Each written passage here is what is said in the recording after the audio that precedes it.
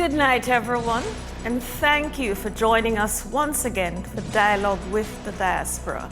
I am Diane Haylock. Education is one of the key components that can bring growth and progress into a country. The more people in the society are educated, the more they can provide beneficial contributions to their community. The importance of education is reflected in the huge percentage of the public purse that is invested in the education sector each year here in Belize. That said, we recognize that we need more than just government to accomplish the education goals for this country. So to start off tonight, we are very, very pleased to have with us two distinguished Belizean professors working at US universities, but who are trying to do their part in knowledge transfer back to Belize. Our first guests tonight are Dr. Carolyn Genety, Assistant Vice President for University Academic Policy and Director, University Transfer Office, Indiana University. And Dr. Jaime Awe, Associate Professor of Anthropology at Northern Arizona University, Director of the Belize Valley Archaeological Reconnaissance Project, and Emeritus Member of the Belize Institute of Archaeology. Welcome to the show, Carolyn and Jaime, and really, this is an extra special treat for me to have you here with us this evening. It's a pleasure being on. Thanks for the invitation. Yes, thank you very much, and it's such a pleasure to see you again, Diane, especially given our history of working together. Exactly. So I've known both of you for a while, and I know that you migrated to the US later in life. But can you share with us a bit about your professional lives while in Belize and when you migrated? Jaime, you want to start off? Sure.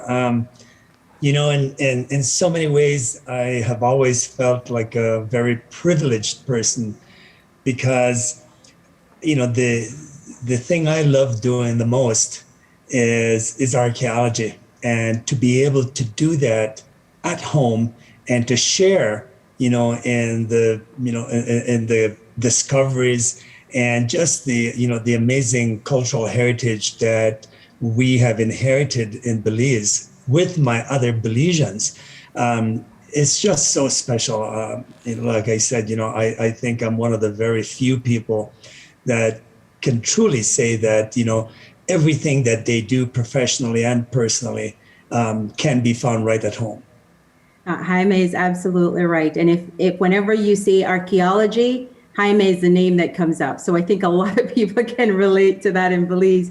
And my journey was a different one than Jaime's, but I spent most of my time in Belize as the executive director of the YMCA, as well as teaching at the University of Belize and doing a lot of partnership work with the government, particularly with youth and youth education and youth development, and some work with the policing.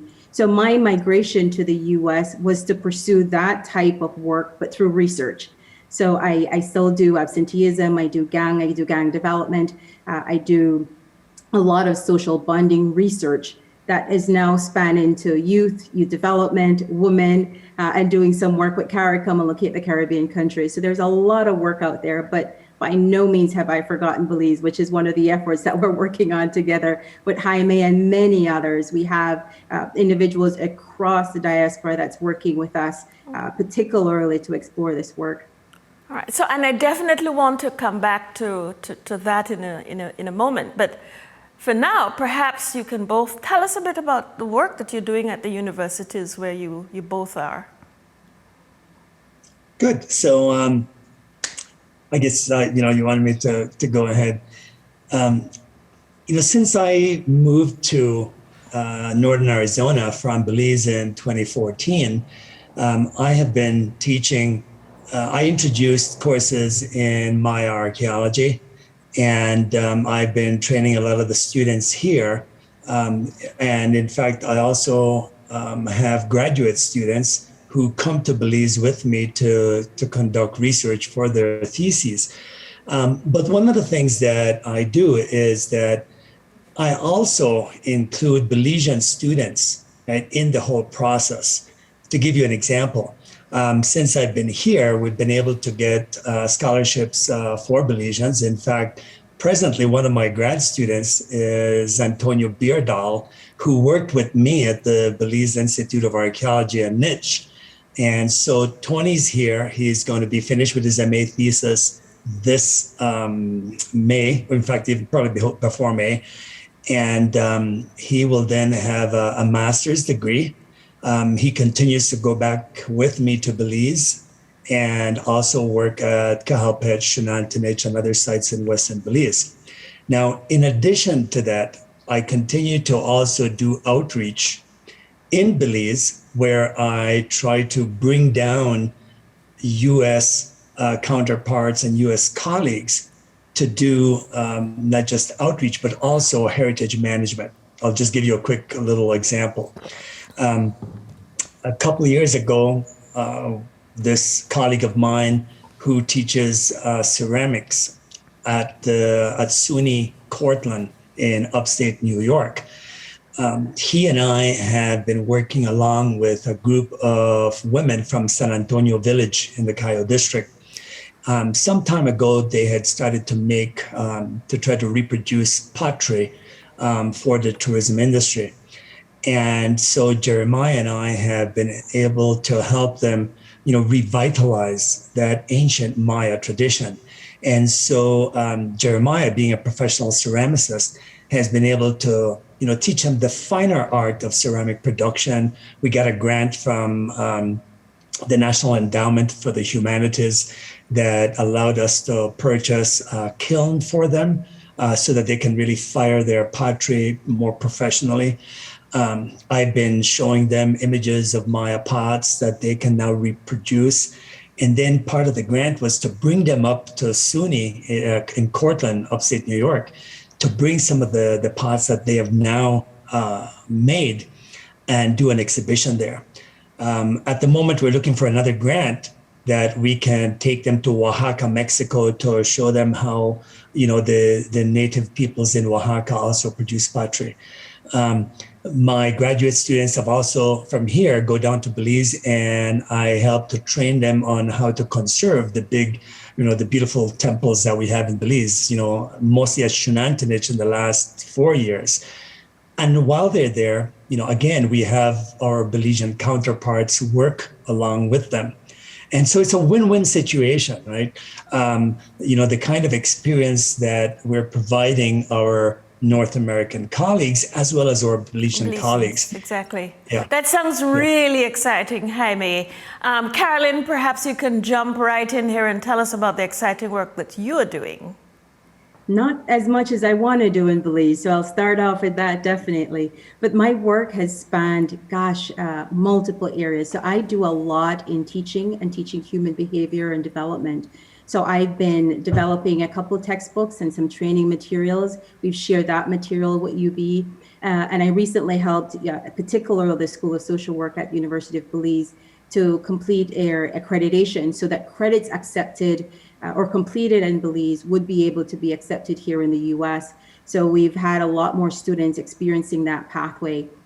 But in terms of my trajectory or my transition to the US, my work includes, so I'm an associate tenured professor at Indiana University in the School of Social Work and Labor Studies.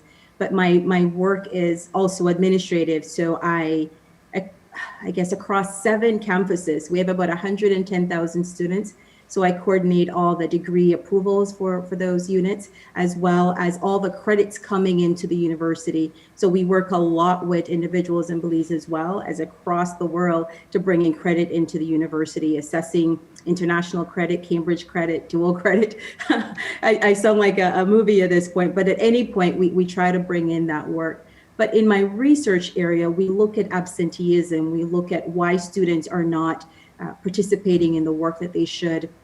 Why are they not showing up in schools? How schools are measuring that. So on a larger scope, my research has spanned across at least about 280 countries of work, where we're looking specifically at policy, processes, procedures, and documenting absenteeism, but more so looking at absenteeism within the gamut of truancy, dropout, school withdrawal, school refusal, and helping individuals to understand the psychological impact of that for students in education.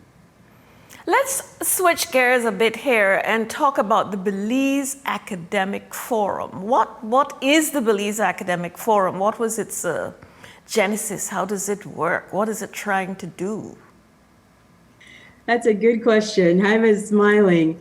We're still in the ongoing development, but around July of 2019, we formalized a name called the Belize Academic Forum with a vision of working on collaborative research and education. That was primarily the focus, and that we will do that through service with academics in the US and be able to offer those services to Belize and the constituency there. But we're also expanding, recognizing that there are more people that need to be at the table, more professionals, looking at some of the cultural areas that Jaime is presenting. But the real focus is on those three areas: consultation and collaboration, offering education and training, and where necessary, research and dissemination of that work. Jaime? Yeah, I was going to say, along the same lines, we're not limiting ourselves to what we can do to help not just colleagues back home in Belize, particularly colleagues in academic institutions, but really also how can we help to further promote Belize? And so, we're not limiting ourselves to one thing or the other. And already we have been thinking about, different kinds of initiatives and projects that we would like to pursue. And I can share a couple of those with you.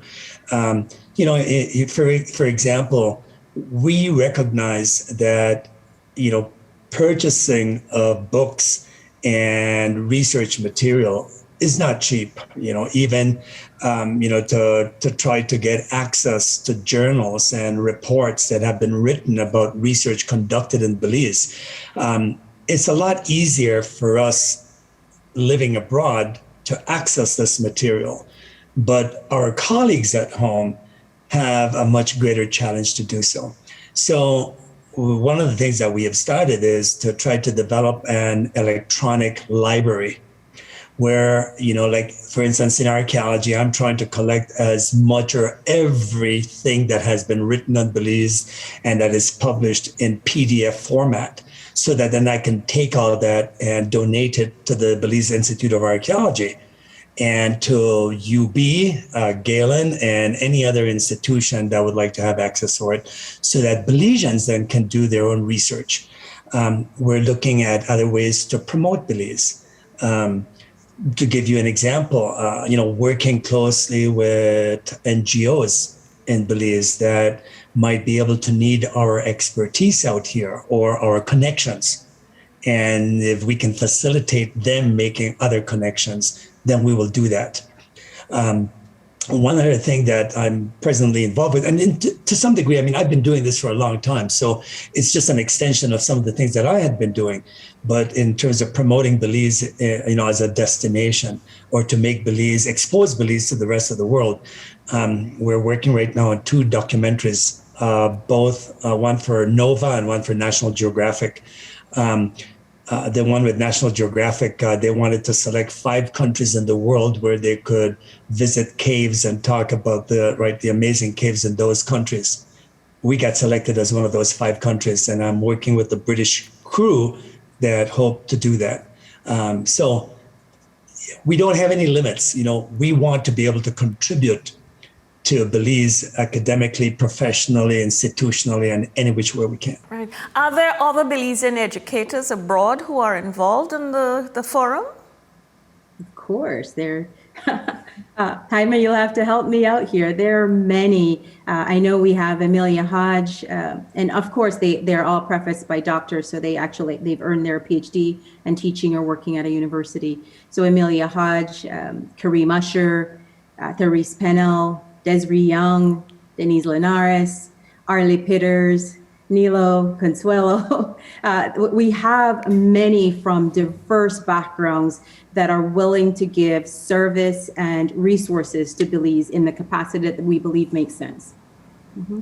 Jaime, you want to add anything to that? I mean, it already sounds like the cream of the crop, huh? Oh yeah, and well, as we said, we're trying to do more outreach to try to encourage other Belizeans to be part of this forum, and in fact, we're also hoping to start to reach out to Belizeans who are in the process of doing their PhDs, because we need continuity. So, we want the next generation of Belizean academics to then, take over from us. So, we're going to be starting to identify some of these individuals. And also, even trying to help Belizeans to apply for and get into PhD programs in the US and Canada and elsewhere. So yeah, we're in the infancy. Yes. So how has the initiative been received by tertiary institutions here in Belize? Oh, it's been wonderful, right, Jaime? I think we've spent a lot of time laying out that we are open for business and we are willing to support and collaborate. So in terms of creating exchanges, we've worked with the AtLib Association. We've made contact with the chair or president of SJC Sixth Form. We've also connected with the president of UB, the president or provost of Galen University. So we have been hearing what their general concerns are. And some of it is basic, right? So they need training for some of their faculty members. They need us to help identify adjunct or part-time instructors to teach in the program, as well as connecting or helping their faculty and units be able to engage in research that will advance the work. And where necessary, of course, scholarships and sharing books and that sort of stuff. But it's an open request for, can you share your academic or other materials and repositories with us? Can you aid in publishing? Can you write with us? I know just being a member of Debbie's class, Dr. McMillan, who's teaching at Galen as well, invited me to just talk to some of their students, some of her students in her class, and they're working on just how to write your first publication, how to do research, how to conduct a literature review. So some of it doesn't require a heavy lift, but just us showing up and being present for students so they could see others like themselves. Mm-hmm. Yeah, let me give you a couple other examples, Diane, where we're trying to help with training. I mentioned Tony Beardall, who worked with us at the Institute of Archaeology and at Niche, and how he's now here doing a master's with me, and he will be finished. He's already gotten accepted into a PhD program at the University of Texas in San Marcos. So again, we have to prepare for the future of Belizean archaeology. Well, Tony's going to be coming down to Belize and help with training students from Galen University who want to learn about archaeology, and we'll be doing that at Cowpatch this summer. Then another colleague of mine has been in touch with April, what's April's last name, at UB, who teaches, I think, in their history department. And they've made arrangements for students from UB to go up to northern Belize at Blue Creek, where he's excavating. Sadly, not this year because of COVID, but, so students will be joining from UB with this colleague of mine up there. So, we're trying to create these relationships and these connections so that our colleagues back home in Belize will have access to this kind of training that UB might not be able to afford, right? To do a big, archaeological project, or Galen can't afford it. But if we put them in contact and connect them with my project or other projects in Belize, then that allows their students to benefit from it. Can we assume that students' response to the program has been favorable? Very, very favorable, yeah. So how can something like this be sustained financially? Because, that's always an ongoing issue. We have excellent programs, but oftentimes we run into problems when it comes to being able to find the necessary money to do what has to be done. Mm-hmm. Well, it's easier for those of us that work in foreign institutions to apply for grants. We know that that's practically non-existent in Belize, and that's why if we are able to put our colleagues in Belize in contact and make connections with the foreign researcher, then that way it really doesn't cost our Belizean colleagues any money to be a part of the projects. And indeed, in many ways, those Belizean colleagues can help logistically, right? They know the country, they know the people involved in the types of research that we're doing. And so, that's their contribution in kind.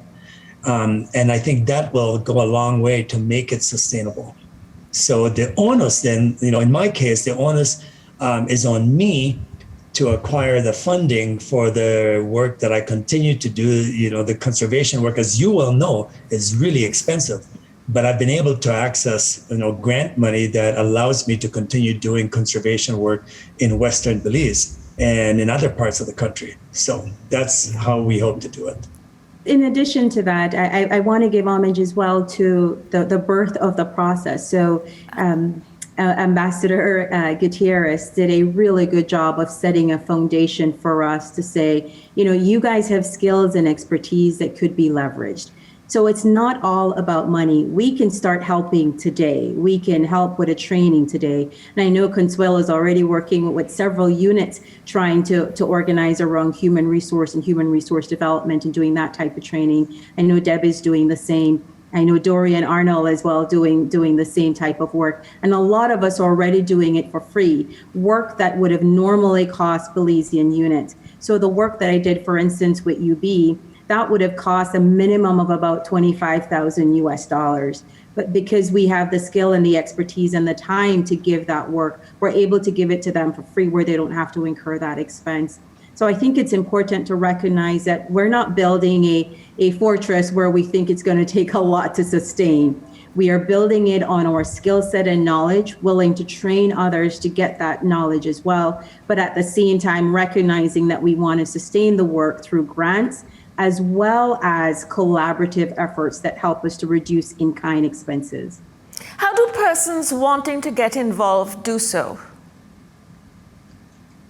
At this point, we are suggesting if they're interested, they can definitely email or become a member through the BAF-L@iu.edu. So the Belize Academic Forum, BAF-L@iu.edu. And that routes to a Google form that they'll fill out if they want to become a member. But if they just want to ask questions, that would allow all of us to get the question immediately and for at least one of us to respond as soon as possible to their questions. Any final words from either or both of you as we bring this segment to a close? Well, we would certainly welcome other Belizeans. And again, they don't have to be academic. And in our last forum meeting, in fact, we spoke specifically to that this is open to any Belizean, whether they're professional and not academic, whether they're students, whether they're non-students, but they have an interest to see how we can contribute to further the development of Belize. They're welcome to join. And it's open to people back home in Belize, obviously, in the US and Canada. We've made some connections with folks in the UK. And so, we welcome anyone that has, Belize at heart and want to see how they can contribute to us, making, life better back home. Carolyn? Agreed. I want to simply say thank you for allowing the forum for us to dialogue through this and also to recognize those who have allowed us to speak on their behalf.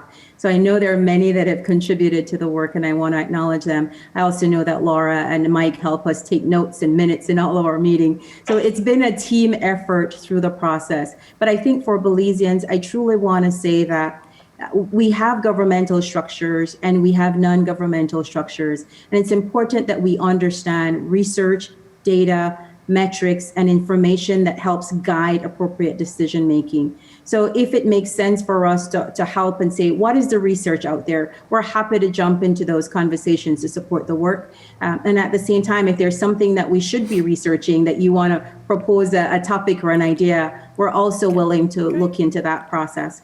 Thank you so much for having us. I have to say that I'm inspired by the initiative. We definitely need this kind of space for academics like yourselves to contribute expert knowledge and skills to Belizean students, leaders, and generally to raise the level of research and discourse in our country. You know that is an important issue for me, Jaime. So thank you for joining the dialogue and enlightening us today. And we wish you every success with the Belize Academic Forum. Thank you. Thank you. And looking forward to seeing you back in Belize. So viewers, we will take our first break. And when we return, we will continue our dialogue on the education theme. And we will be chatting with two new guests.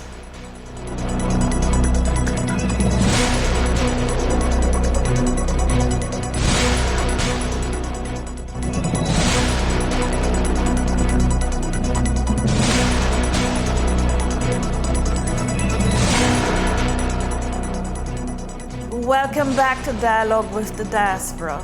I am Diane Haylock. Our next two guests are also in the United States, and they are working to fill a long-ignored gap in our education system. Aria Lightfoot and Verlene Pitts are co-executive directors of the Belize Civic Fellowship Program, Birth of a Citizen. It is a 9-month program designed to help primarily young high school and college-age students become more informed and engaged citizens. The reason I applied to become a Civic Fellow is because I saw the importance of understanding political implication and as well as the importance of participating in governance. I applied to be a part of the Belize Civic Fellowship Program in order to make a difference in my country, Belize. To foster my leadership abilities. I have always seen myself as an advocate.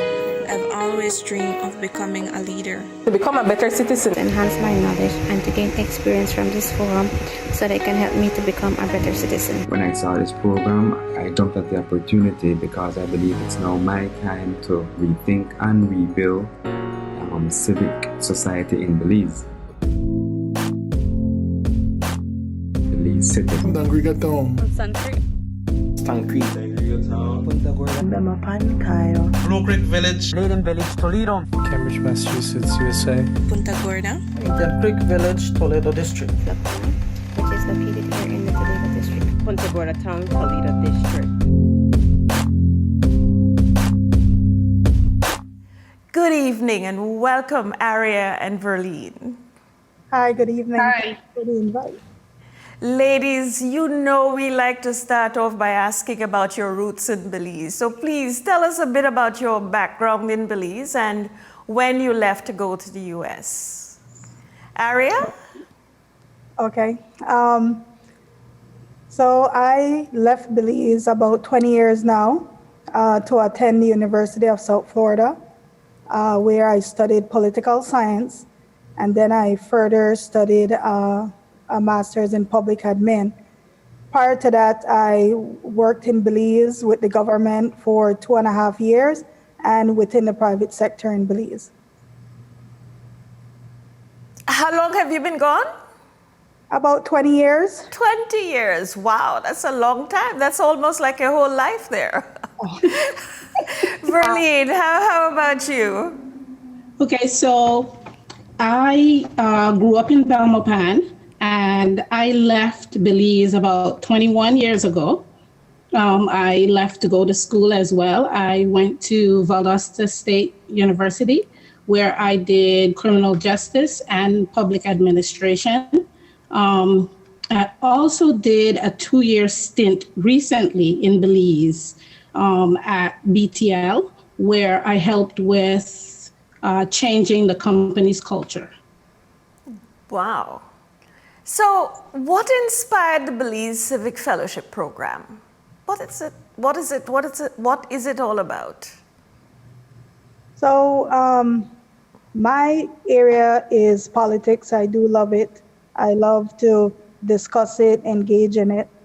And I also volunteer teaching an online program where they asked me to teach a civics course. So in teaching this program, some of the questions I thought were kind of simplified questions, like who was the first prime minister of Belize. I was kind of surprised at how many people got that question wrong. And it was just in different engagement that it seems to be there's a lack in knowledge in civics.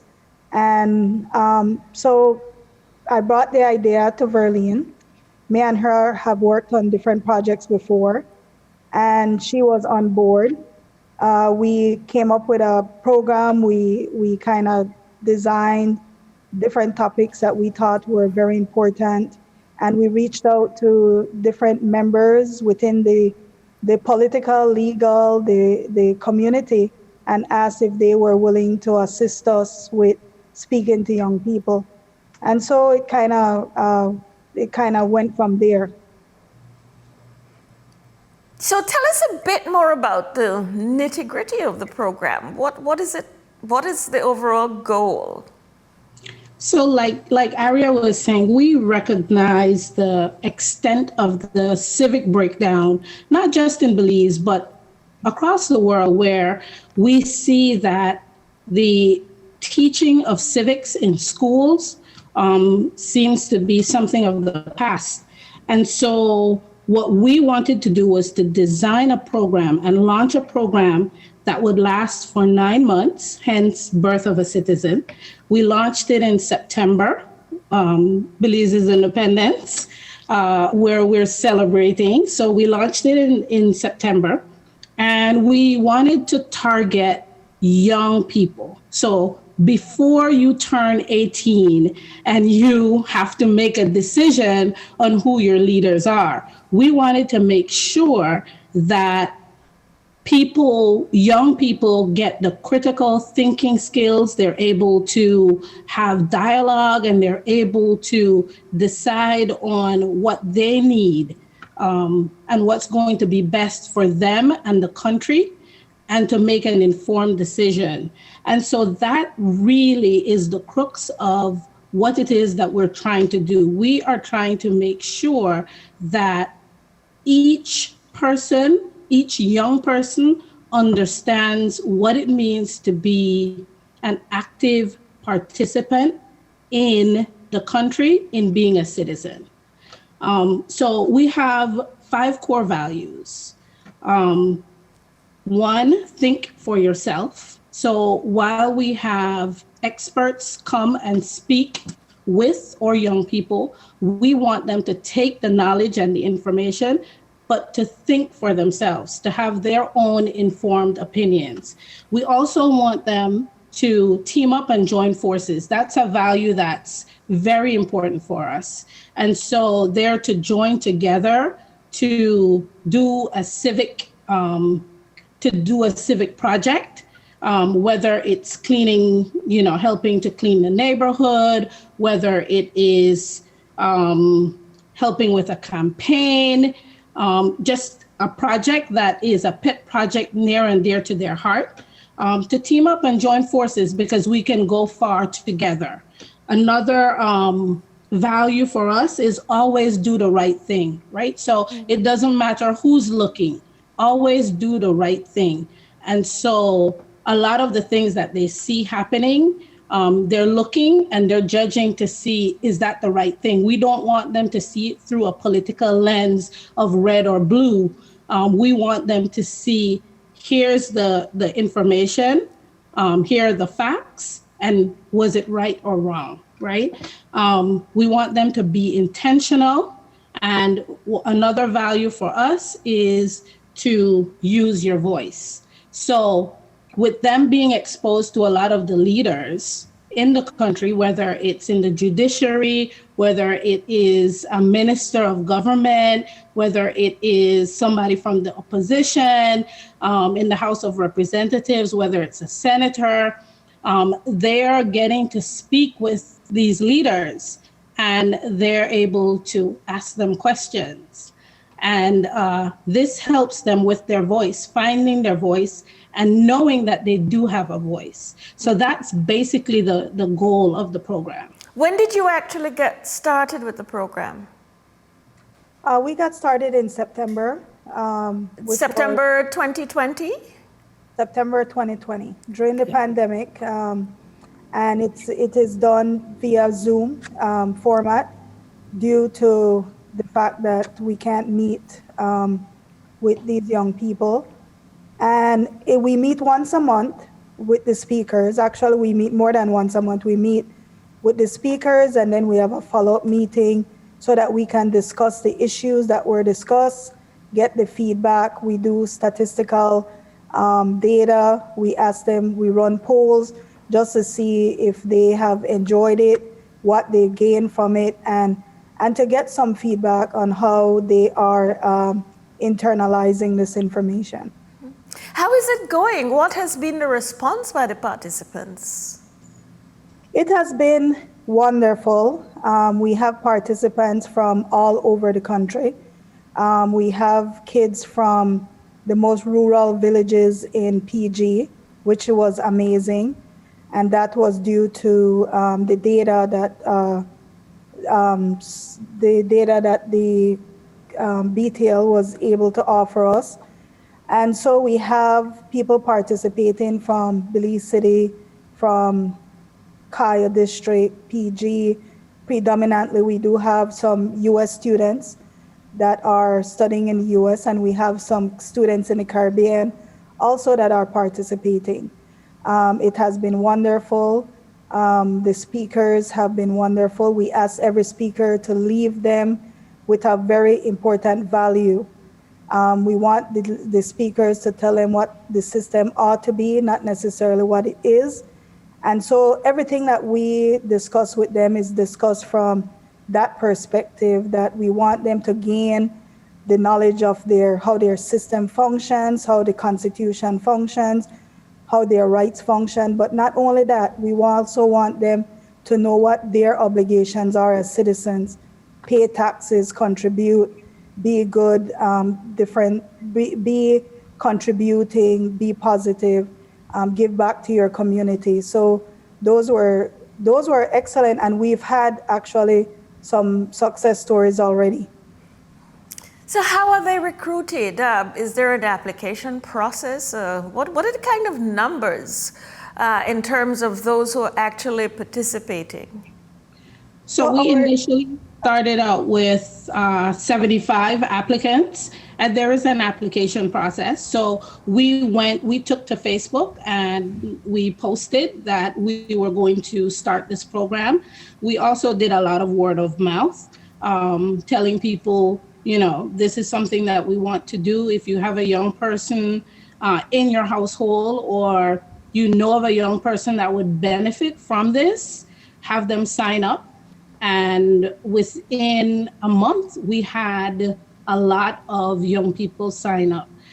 They did a video basically just saying why they were interested in the program. And we got started with that. Some of them have dropped out part of the way, and some it may be due to connectivity issues and all that.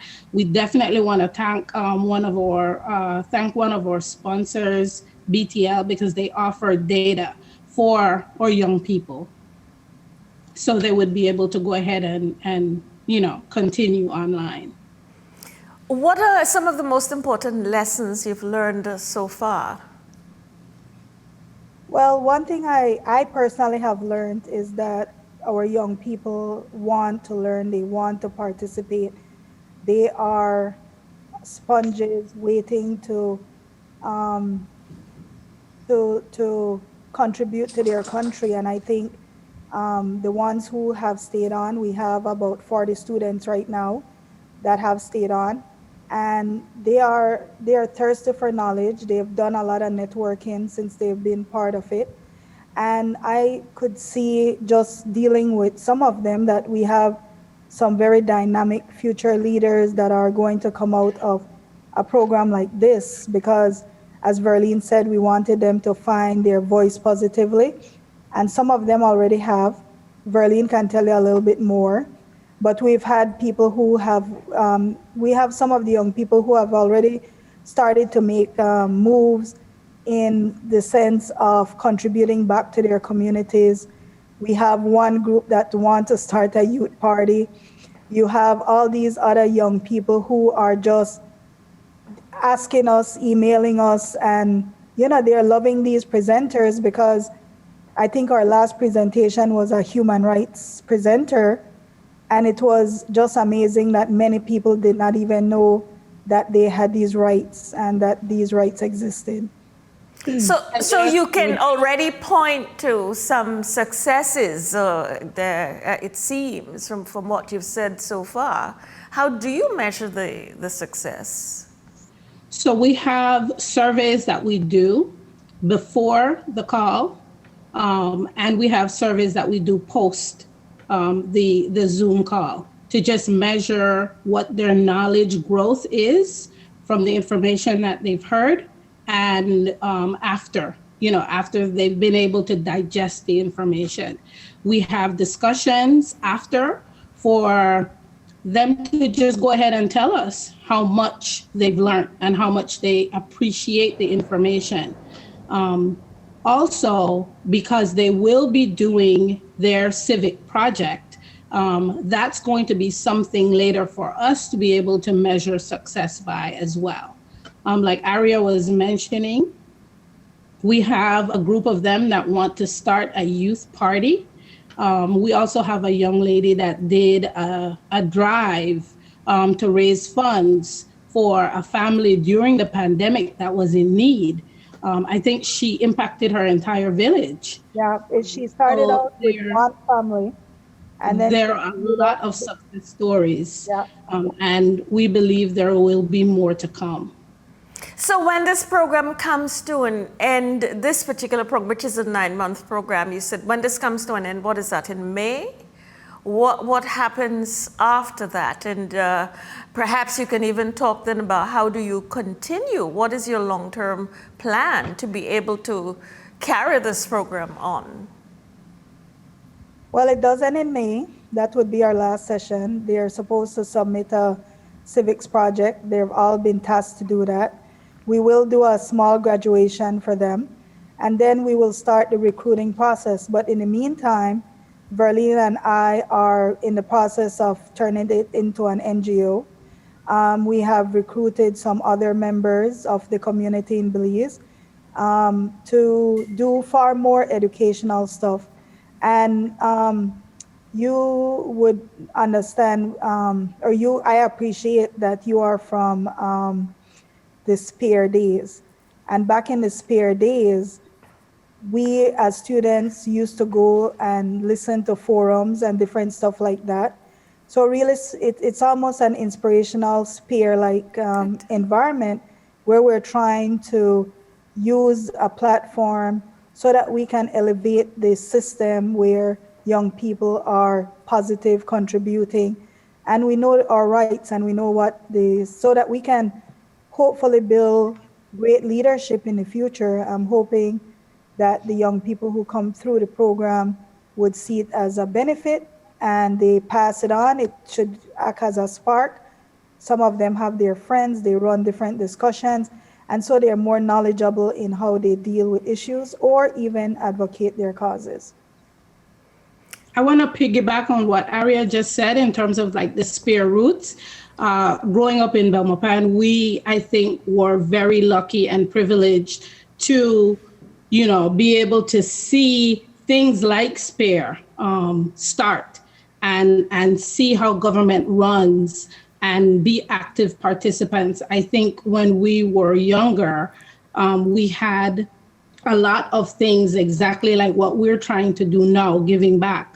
And so we definitely want to acknowledge that and say thank you for being in Spear and leading this, because it has influenced us. Yeah, and thank you as well for recognizing that, yes, organizations like Spear are vitally important to our society, generally speaking.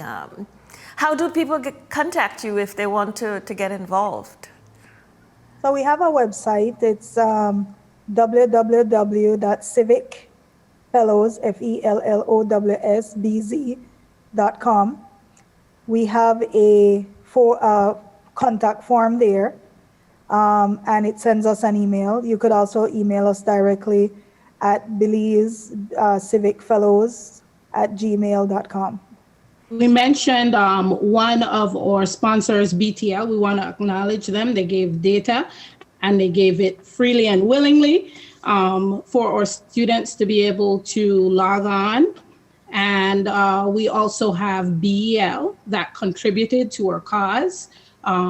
We also have Prudential, and they did not hesitate at all to contribute to it. So those are the key sponsors we have right now, and going forward, we're sure that they'll continue along the journey with us. I would like to say, as always, to encourage young people, and not just young people, but everybody, to be active participants and to be active citizens. We think that it is very, very important, whether it's at the town level, the city level, or nationwide. Involvement is key, and involvement does not have to be anything big. It can be a campaign to clean the neighborhood, or it can be as big as educating young people and having them understand exactly what the democratic process is, and to help them to get skills so they can engage and participate. Active citizenship is very, very important, and that would be my parting shot. Great. Aria and Verlene, thank you so much for joining us tonight, and we really wish that the program keeps growing from strength to strength. Thank you so much. Thank you for having us.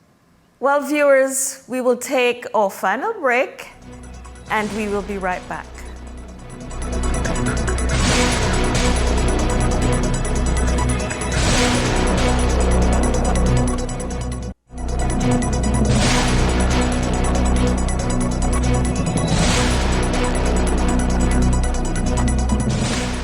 Viewers, thank you for staying tuned in to Dialogue with the Diaspora.